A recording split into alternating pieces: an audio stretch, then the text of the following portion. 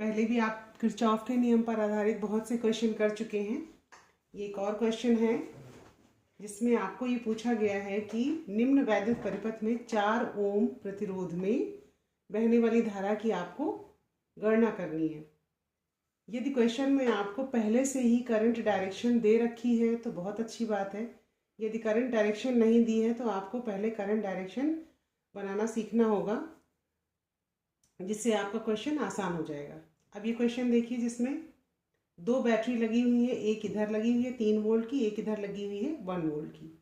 तो जहाँ से बैटरी लगी है हम करंट का लेना, वहीं से लेना शुरू कर दें करंट।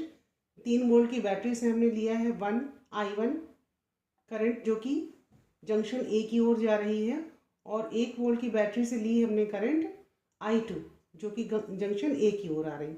और जंक्शन ए पर मिलने के बाद ये दोनों करंट 4 ओम के रेजिस्टेंस में बी की ओर बह रही हैं।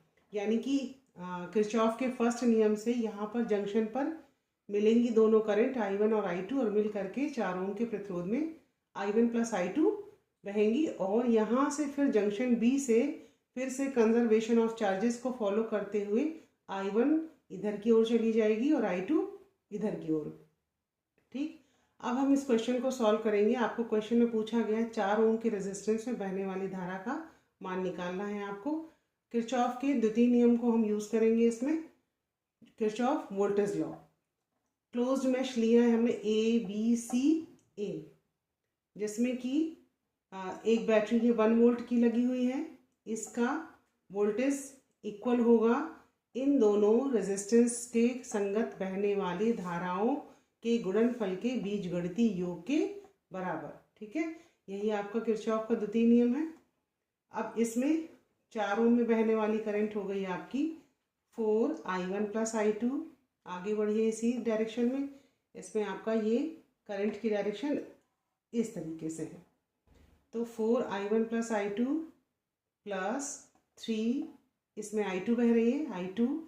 अब इधर से आप जा रहे हैं तो बैटरी का माइनस सिरा पहले मिला है, तो इस किरचॉफ के द्वितीय नियम में ये माइनस इधर की ओर लगाते हुए इज इक्वल टू 0। अगर आप इधर नहीं लगाएंगे तो इज इक्वल टू आपको इधर 1 करना होगा, जो कि अगली स्टेप में इसको सॉल्व करते हुए इज इक्वल टू 1 ये इक्वेशन हमने बना दी। अब इसी तरीके से सेकंड इक्वेशन बनाने के लिए हमने क्लोज्ड मैश लिया है ABDA। इसमें करंट की डायरेक्शन इस तरीके से ABDA। इक्वेशन बना लीजिए 4, इसमें करंट बह रही है I1 प्लस I2 प्लस फिर आगे गए 2I1, बैटरी का माइनस सिरा पहले मिला -3 इज इक्वल टू 0।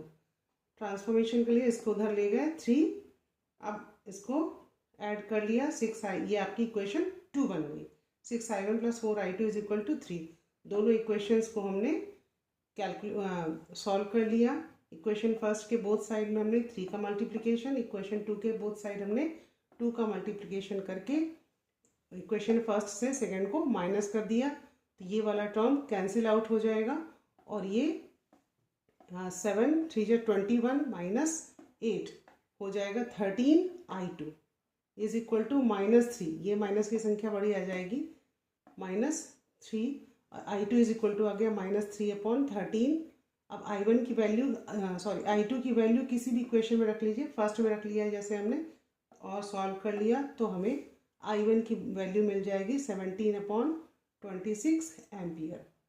ये दोनों I1 और I2 मिलने के बाद हमने इसमें 4 ओम की रेजिस्टेंस में बहने वाली धारा I1 प्लस I2, हमें इसी की वैल्यू निकालनी है। तो I1 प्लस I2, I1 में जो हमने 17/26 प्लस माइनस माइनस हो गया -3/13, दोनों को सॉल्व कर लिया, आ गया 11/26।